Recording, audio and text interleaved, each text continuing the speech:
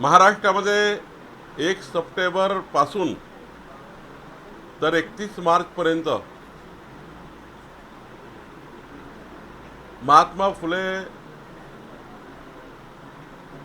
महात्मा ज्योतिराव फुले लोक अदालती आयोजित करण्याचा विचार महसूल विभागाने केला आहे। द्विशताब्दी निमित्त हा अभियान आहे।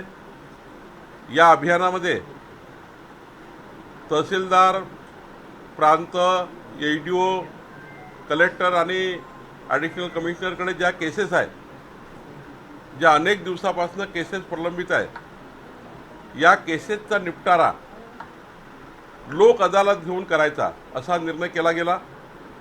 वर्षानुवर्ष लोक तहसीलदारकडे, एडीओकडे जातात, पण केसचे निकाल लागत नाही। तसं वर्षभराच्या आतमध्ये केसचा निकाल लावा लागतो, पण 3-3, 4-4 वर्ष केस प्रलंबित आहे। पुणेमध्ये आम्ही मॉडेल तयार केलं। पुणेच्या जिल्हाधिकारी यांनी लोक अदालत घेऊन 11,000 केसेस निकाली काढल्या।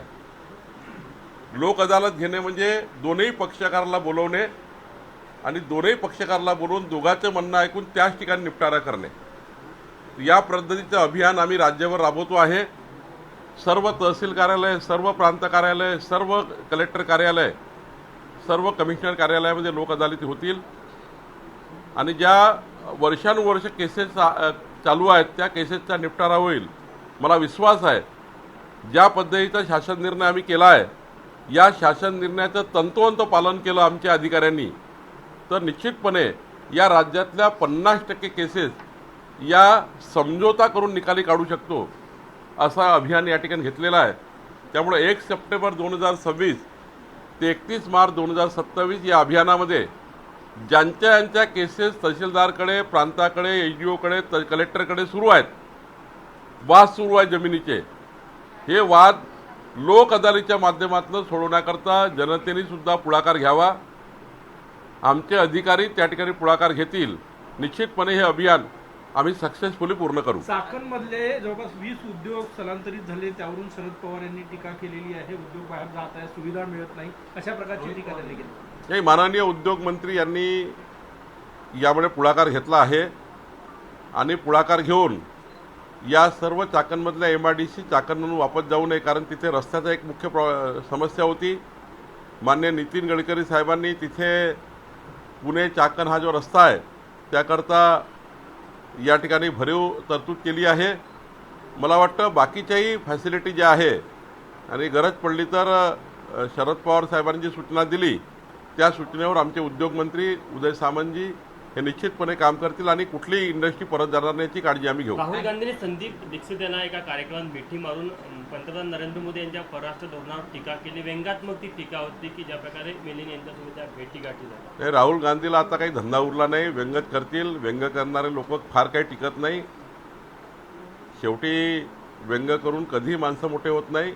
राहुल गांधीकडे आता व्यंग केल्याशिवाय पर्याय नाही। ॲग्री स्ट्राईकमध्ये 1.5 लाख शेतकऱ्यांची नावं नाही आहे, ती नावं येण्यासंदर्भात काय प्रयत्न? काल मी जमाबंदी आयुक्ताकडे स्वतः गेलो होतो। त्या ठिकाणी संपूर्ण आढावा घेतला।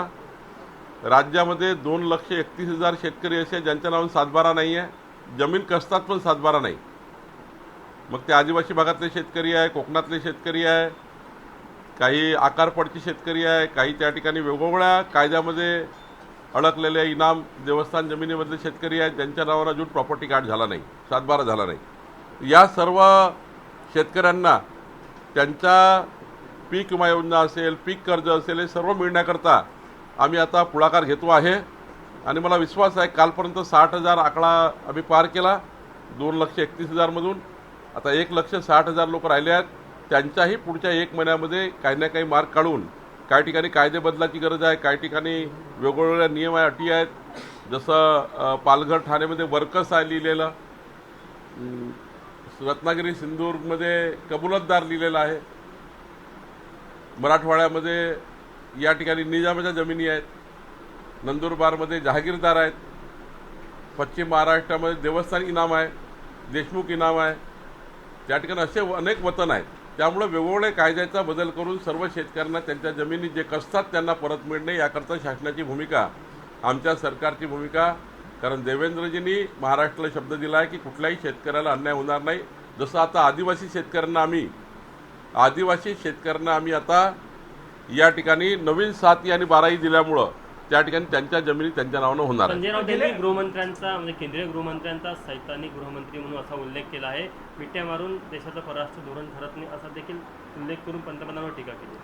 नाही, असं आहे की अशा पद्धतीच्या टीका करून काही मिळणार नाही.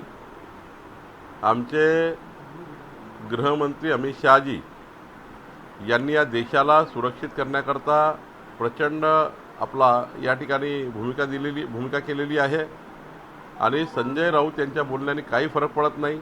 संजय राऊत यांचं बोलणं कोणी सिरियस घेत नाही. त्यामुळं केंद्रीय गृहमंत्र्यावर टीका करणे हे या ठिकाणी खरं तर आपण अशी टीका केली पाहिजे ज्या टीकेला अर्थ आहे. गेल्या 10-12 दिवसात विदर्भात आणि महाराष्ट्र विभागात ओबीसी संघटना आक्रमक आहे.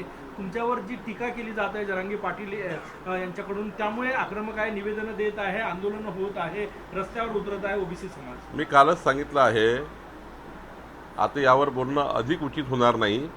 पण ओबीसी संघटनांना माझी विनंती आपल्या माध्यमातून आहे की रस्त्यावरचे वाद, रस्त्यावरचे मोर्चे, आंदोलनं करून या राज्याची कायदा व सुव्यवस्था या ठिकाणी बिघडवणे हे काही योग्य नाही.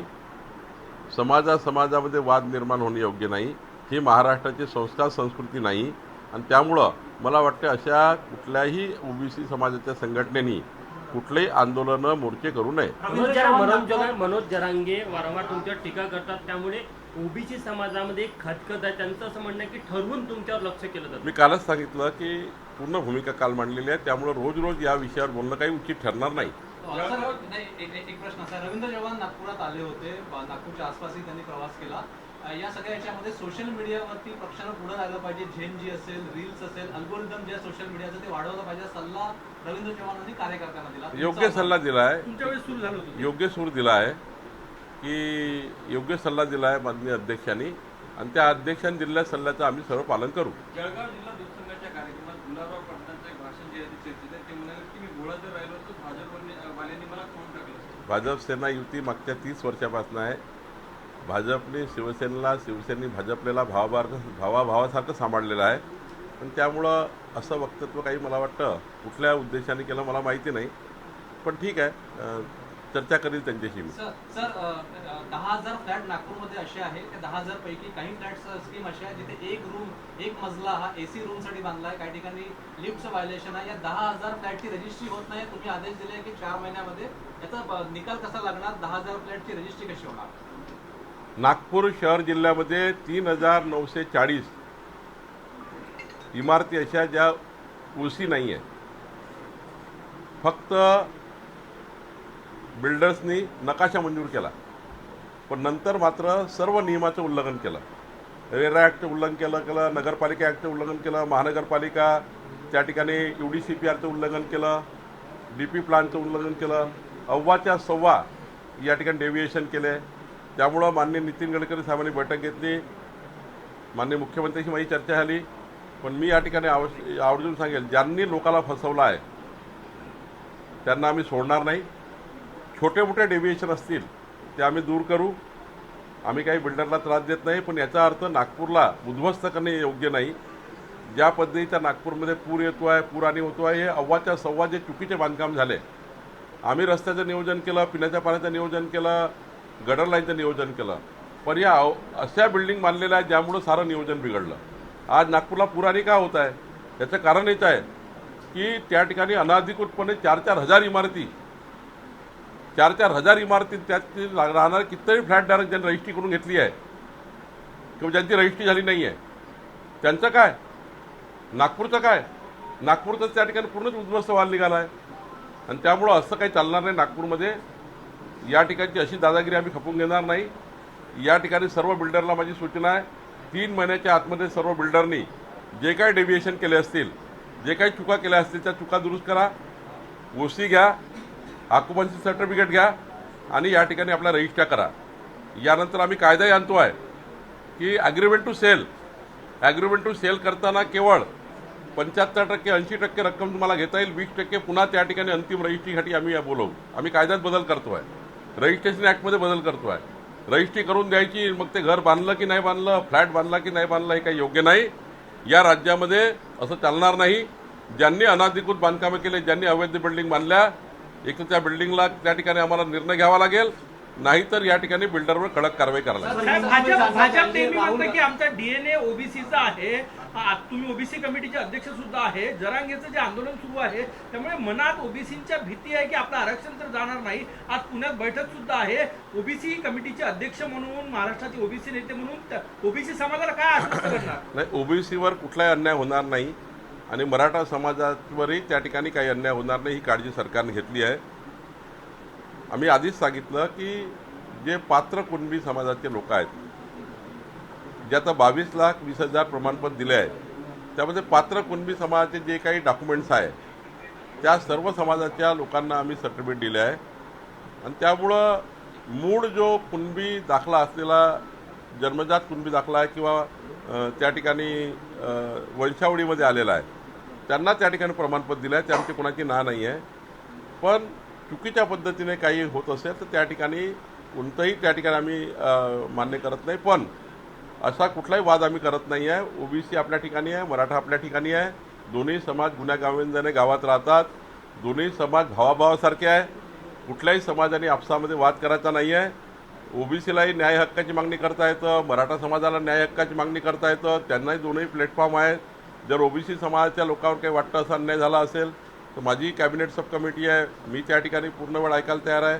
त्यामुळं या ठिकाणी काही जर त्यांच्या समस्या असेल तर आपण ऐकून घेऊ. या ठिकाणी ओबीसी संघटनांनी काही म्हटलं मला की बाबा तुम्ही आमचं ऐकून घ्या, तर आम्ही ऐकून घेऊ. तिकडे मराठा समाजाच्या या ठिकाणी काही संघटनाचं म्हणणं असेल तर त्या ठिकाणी विखे पाटील जी कमिटीचे सब कमिटीचे चेअरमन आहे. त्यामुळे या राज्यामध्ये कुठल्याही समाजाचा वाद होणार नाही. 18 पगड जाती, 12 बोलतेदार हा जो समाज आहे, या समाजालाही तेवढंच त्या ठिकाणी मजबूत ठेवणं आवश्यक आहे. त्यांच्या मागण्या पूर्ण करणं आवश्यक आहे. संविधानात जे आरक्षण त्यांना मिळालं तेही त्या ठिकाणी टिकवणं आवश्यक आहे. आणि मराठा समाजालाही दिलेलं आम्ही जे पाठबळ आहे आणि जे नियमाने दिलेलं आरक्षण आहे ते टिकवणं आवश्यक आहे. सर, राहुल गांधी ने कहा है कि बीजेपी और आरएसएस जोकरों का समूह है. तो नहीं, राहुल गांधी ने कहा. राहुल गांधी को कोई सुनता नहीं यार, अभी छोड़ो उनको, कोई सुनता नहीं है. और वो 2029 में और कम होने वाले हैं. अब वो नौटंकी कर रहे हैं, घूम रहे हैं नौटंकी करते हुए. देखना चाहिए अब क्या बोल रहे हैं, क्या कर रहे हैं, क्या चर्चा कर रहे हैं. छोड़ना चाहिए उनको आप में बहुत ज़्यादा वैल्यू दीजिए. उन्होंने इटली के प्रधानमंत्री मेलोनी को लेकर जो भद्दा मजाक किया है, क्या परिपक्व नेता की निशानी है ये? उनको ही पूछिए वो परिपक्व है क्या नहीं है. नागपूर जिल्ह्यात काल एक व्हिडिओ व्हायरल झाला. शाळकरी मुलींना तिथे सायकली नाही आहे आणि एसटी बसची व्यवस्था नाही. 7 किलोमीटर पायी चालावं लागत आहे. या सगळ्या याच्यामध्ये तुम्ही सायकली देणार आहात अशी माहिती पुढे आलेली आहे. या सगळ्या मुलींसाठी तुम्ही काय पुढाकार घेतायत की खेतपूर जे गाव आहे पुरी तालुक्यातलं त्या ठिकाणी आजपासून बस तिथे सुरू झालेली आहे. तुम्ही फोन केला होता एसटी प्रशासनाला. आजपासून आज पहिली फेरी तिथे आलेली आहे. मी प्रताप सरनाईकजी यांच्याशी स्वतः बोललो. कुस्तेकर त्यांचे MDशी बोललो. गबने नावाच्या RM ला बोललो. बस सुरू केली. पण तिथल्या मुलींना किती सायकली पाहिजे आहे याबद्दलचा मी तिथल्या प्रांताला पाठवणार आहे, तिथल्या तहसीलदारला पाठवणार आहे आणि आमच्या ट्रस्टकडनं त्या सायकली पुरवणार आहे.